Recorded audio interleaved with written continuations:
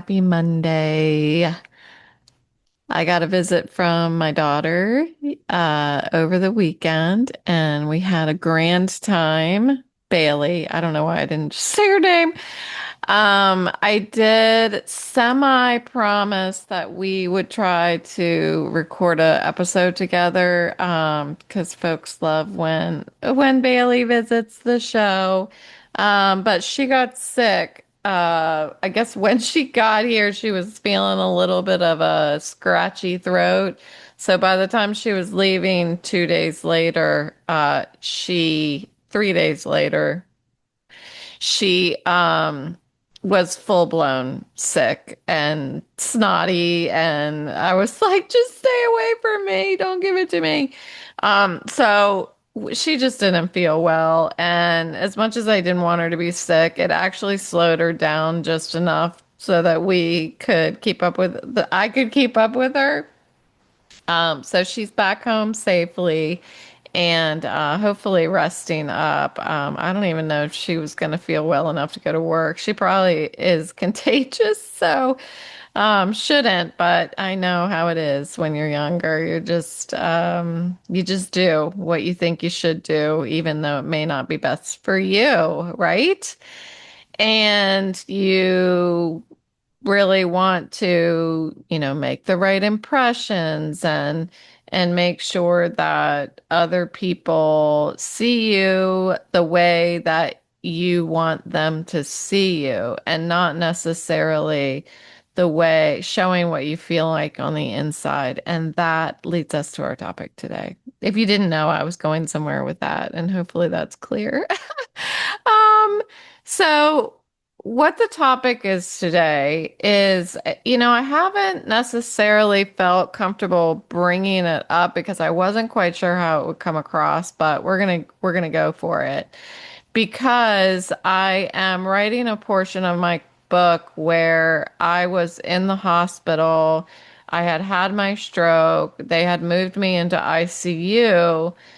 And although I could talk, I was much slower at talking and I had a much harder time finding words.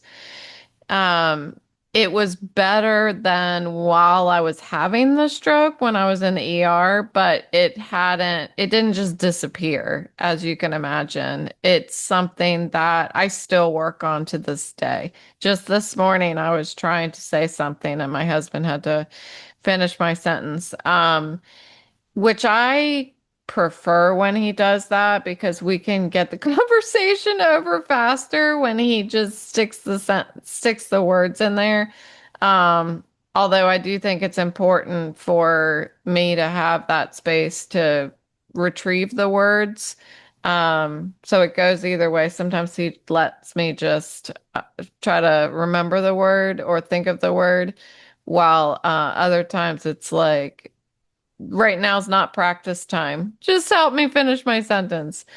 Anyway, I was writing the part of the book where I was in ICU and my kids had finished visiting with me and I called my mom and wanted to just let her hear my voice so that she knows I'm okay. Um, so she couldn't really tell my mom couldn't really tell that there was any issues with my speaking. I think from what I remember. And anyway, sorry, I'm trying to choose how I'm talking about this. So it wasn't very apparent to her on the phone. And when a nurse happened to walk by my room, which you can imagine ICU is pretty quiet. When a nurse walked by my room, he he said something to the effect of, "You don't belong here." And I was on the phone, but I heard him say it. And it struck me just like I felt bad. I mean, imagine. I felt bad that I was in ICU. Um, I didn't look like I had a stroke. I was in intensive care because medically I belonged in ICU. I had been given the clot buster.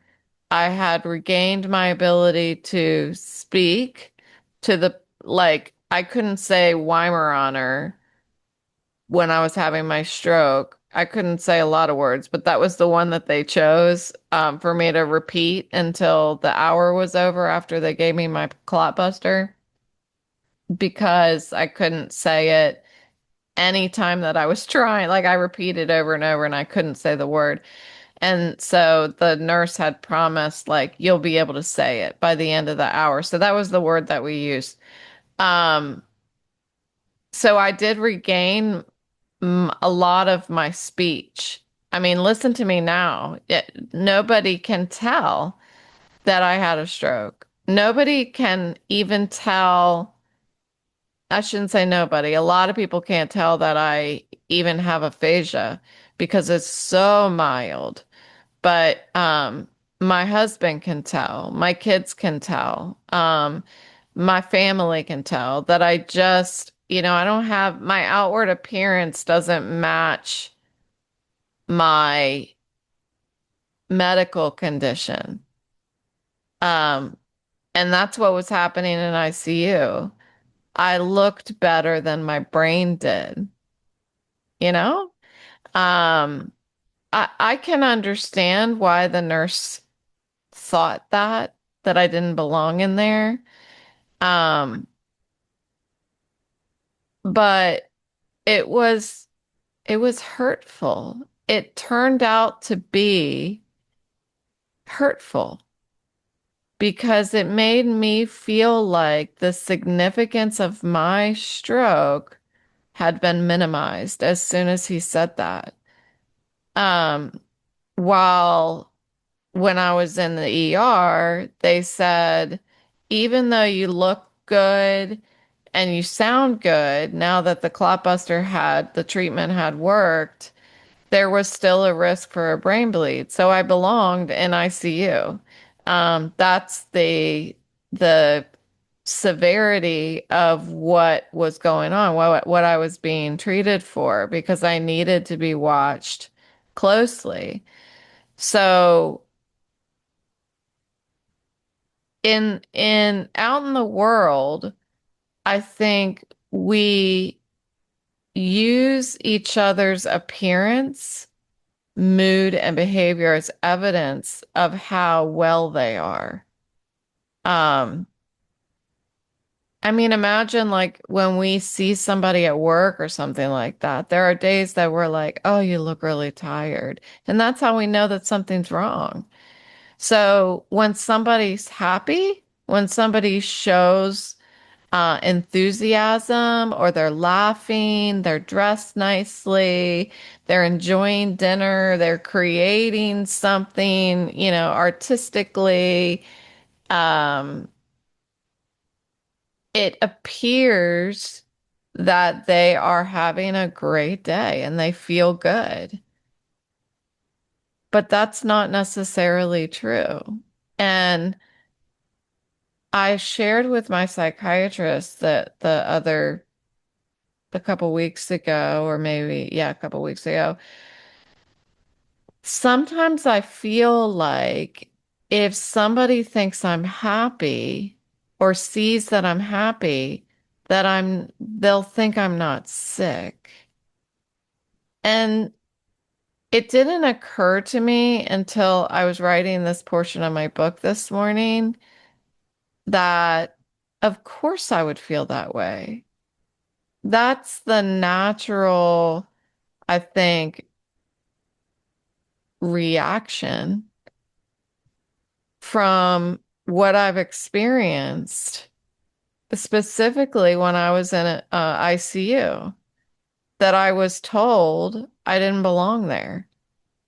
And so I wanted to talk about that. Um, because today I still don't look sick. I've got these glasses as an indication that something might be off, but it doesn't honestly tell anybody that there's definitely something wrong with me. I don't wear the glasses because of that. I'm not wearing the glasses because I want people to know that something's wrong with me. It's because I wear the glasses because I need the glasses because it subsides some of my pain in certain environments. So I have three different pairs of these. These are my lightest pair that I use when I'm looking at a computer. Um, but I have two other pairs. They get darker and darker. So folks that have invisible illnesses, I've talked a lot about invisible illnesses. I've written blogs about invisible illnesses. I have quite a few episodes about invisible illnesses. Um, and alcoholism falls into that category of invisible illnesses. Um, just because we look quote unquote normal doesn't actually convey what's going on inside. And that also applies to mental health disorders. And mental health disorders can be just as debilitating as my headache, my daily migraine. Um, it's something that's always there. So on a daily basis, my brain is struggling to process visual motion. Nobody can see the work that's happening between my ears. I usually use that phrase to talk about my mind rather than my brain, but nobody can see how difficult it is for me to look at something that moves. Nobody can see. I mean, my husband can tell that if something moves really fast, even if somebody's talking to me and they wave their hands in the air, I have to immediately close my eyes or look away, because it hurts my head. It hurts immediately. It's like somebody punching me in the arm. It hurts my arm immediately. That's what it feels like when I see something move really fast. It hurts immediately. While it's happening, my brain goes, ouch. Like I could actually say ouch every time it happens because it hurts. Um, Nobody can see the cognitive effort that's required when I'm having a conversation. The only way that it comes out is I get confused or I start having this what people articulate as brain fog, and my word retrieval becomes problematic. Um, so there are outward signs, but the outward signs are typically delayed. So things like me closing my eyes in car rides, avoiding or limiting screen use, not looking at the TV, constantly calculating how much stimulation that I can tolerate. That is something that is always happening in the background and it's very exhausting. If somebody pays attention to to how I'm behaving, they might be able to see that I'm approaching a point where I need to stop. For example, I was talking to my daughter yesterday, Bailey. I don't know why. I'm so used to not mentioning anyone's name here, but I was talking to Bailey and she was talking about how her college soccer field is now turf. So they redid it. They changed it from real grass to turf, and she was talking about how amazing it looks. And my brain hadn't caught up yet. I was not and this happens so frequently. I really struggle to give myself grace, but I have a hard time following conversations. I have a hard time putting together instructions. And I know this. I know this from my neuropsychological test.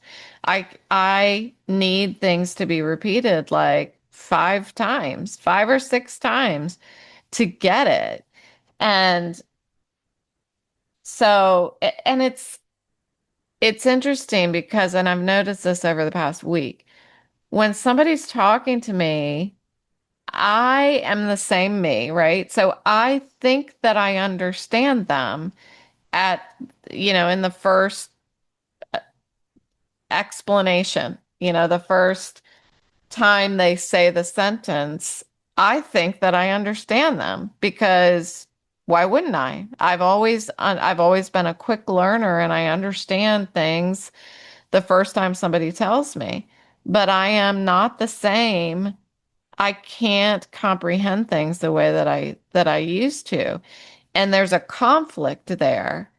I I have a hard time remembering that I have a cognitive disorder. So when Bailey's telling me about the turf, and I'm thinking that she's talking about high school, even though if an outsider was watching our conversation, it was clear she was talking about college. But for some reason, I needed it. It's like I need an escort. It's like in a conversation, I need an escort to get me to the place that other people can get to on their own. And that escort is I have to ask questions. I have to have things repeated several times in order to get there. Um, so I asked her, "Are you talking about high?" I don't know. Somehow I had told her, like, "Are you talking about high school or something?" And she said, "I'm talking about Wilson, which is where she went to school, Wilson College." And she goes, "Are you okay?" And I was like, "Oh." I said, "No, I don't know. For some reason, I just wasn't keeping up." And I wasn't, and of course she said, "Mom, it's okay. Don't feel bad because you needed to ask or what so sweet. But I do. Like, I'm like, what's wrong with me? And I go back, I seem to retreat back to that. And I've said this before, that my stroke made me more stupid. My stroke made me stupid, not more stupid, stupid. Um, that's what if I'm just being honest, that's what it feels like. It feels like I'm not as smart as I used to be. And that's frustrating because like I went to this art studio in my neighborhood to participate in a resin workshop. And the instructor told everybody what to do, but I forget.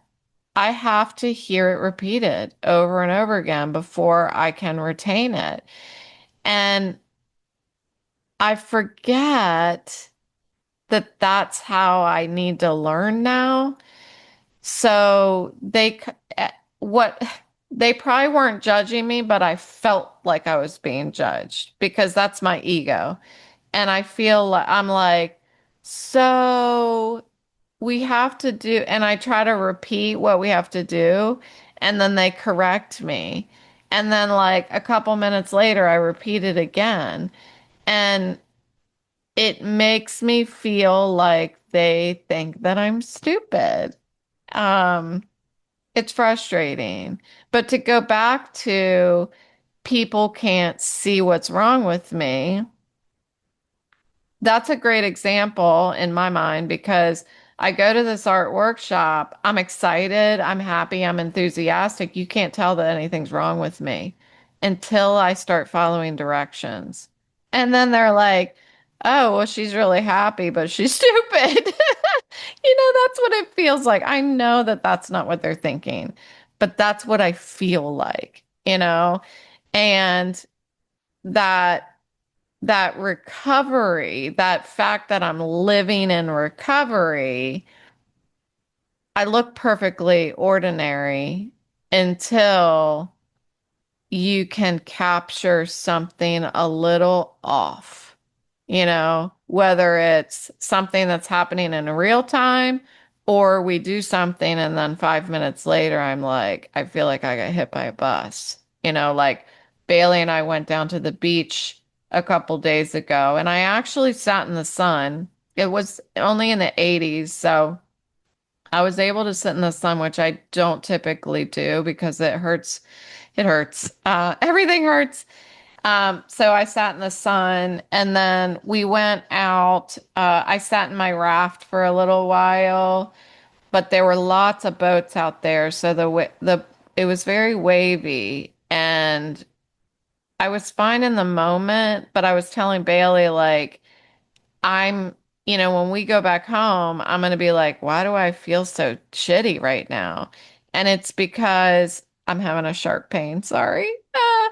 Um, it's because it happened. It's delayed. It's like a delayed, you know, physical reaction to what I'm experiencing earlier. So what I was talking to my psychiatrist about is that I almost feel like I have this strange pressure to look sick and to like qualify myself. Um, I think invisible disabilities can create like a bizarre internal negotiation. Like if I if I tell people how bad it is to live with this disability and chronic pain, and then they see me laughing and having fun and enjoying myself, enjoying my hobbies, will they think that I exaggerated my condition? If I put on makeup and do my hair and dress well and or post a happy picture, am I undermining what I've told people about my disability? Like, if somebody says, "How are you?" and I say, "I'm doing really well," will people assume that I'm better? And I talked to my mom about this because um she's been going through her bladder cancer treatment. And yes, she's doing well. She's doing well. But I make sure when she says or I convey to her, I'm so happy that you're feeling well. I want her to know that I see what words don't represent. I know that no matter how well she feels physically, that there is more happening under the surface. That when we feel well, it's important to acknowledge that we're still sick.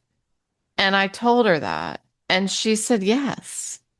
She said that that's important. So I was happy that I could give that to her. I was happy that I could relate to her in that way. Um, that we don't have to perform our illness every day to make it remain important, to make it remain, I don't know, part of who we are and believable. I don't have to bargain like that.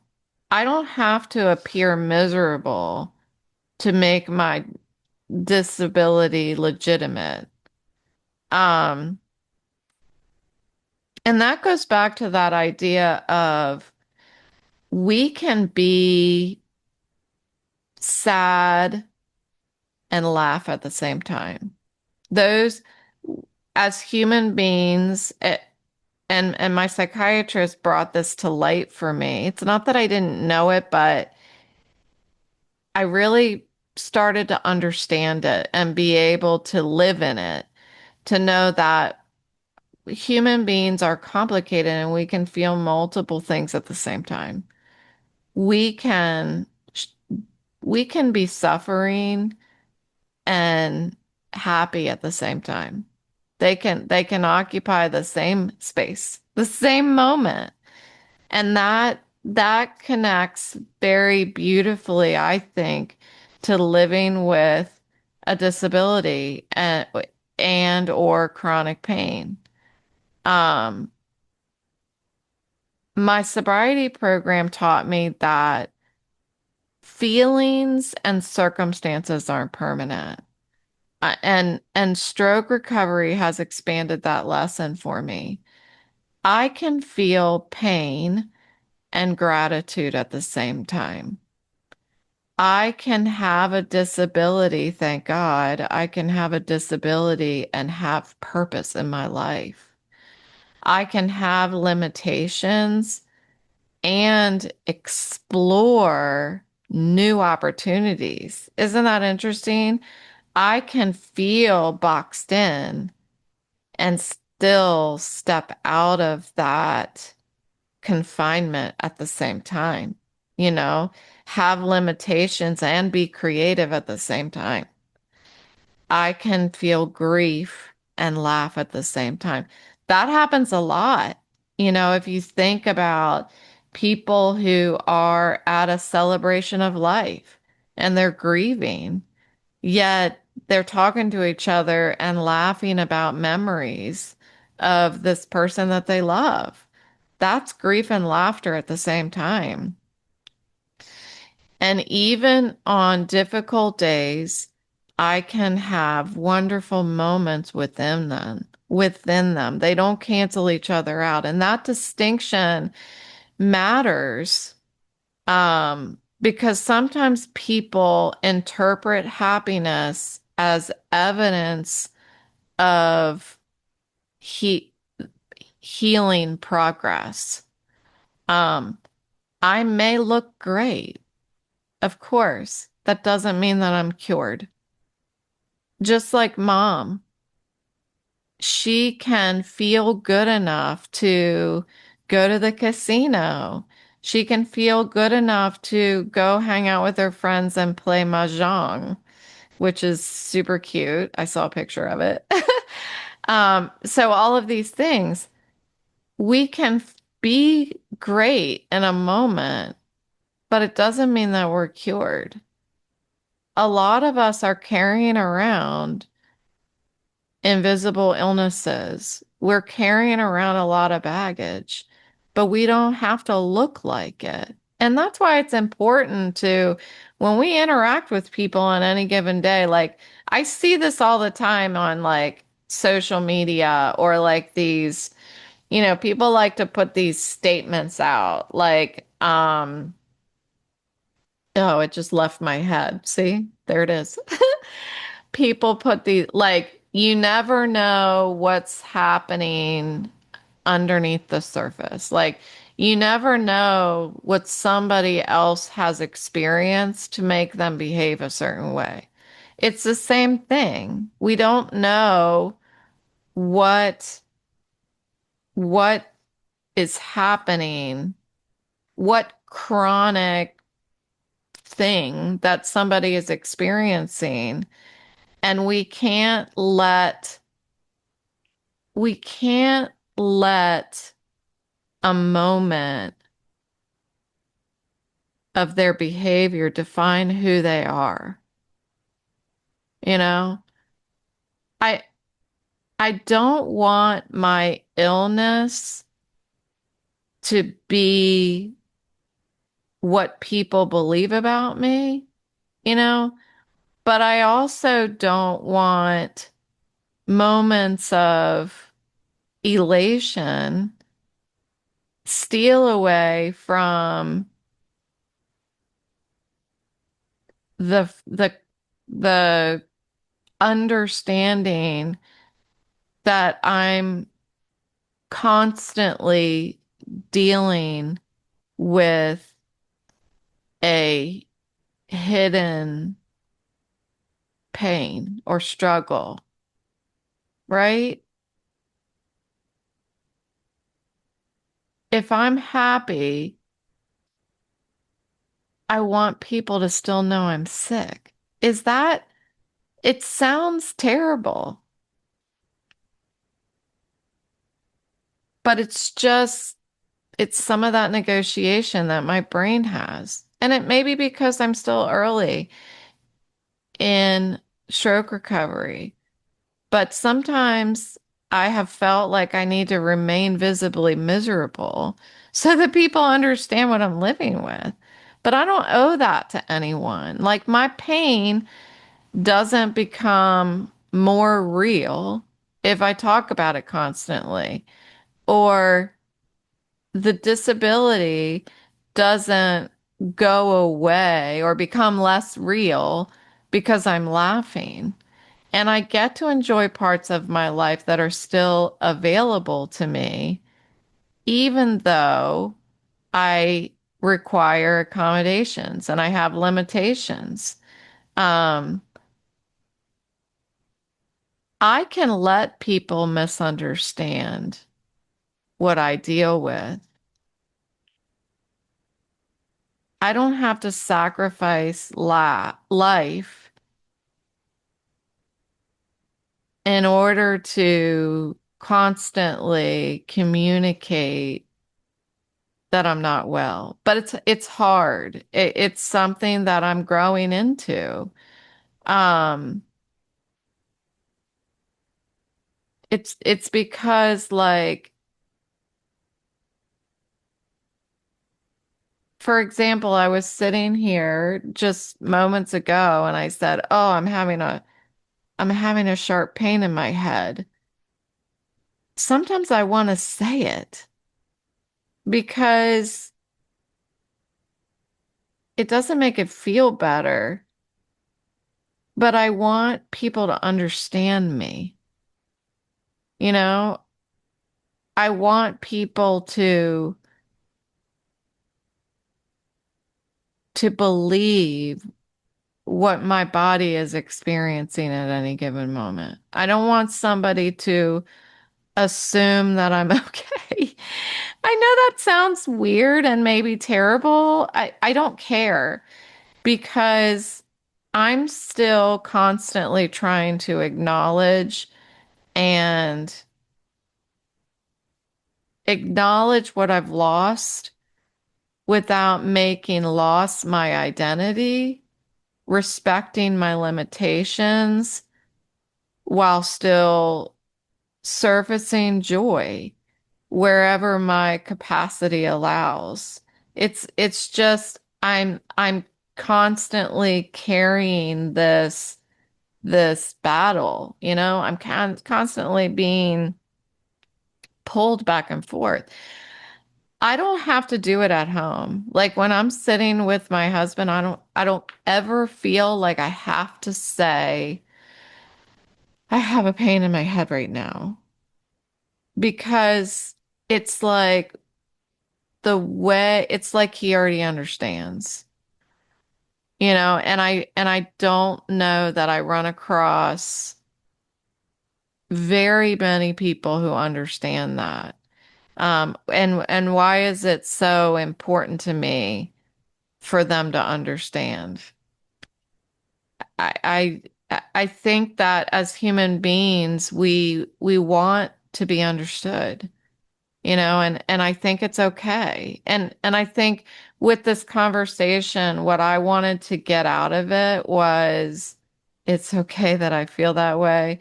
I can't be the only one in the world that feels that way, you know?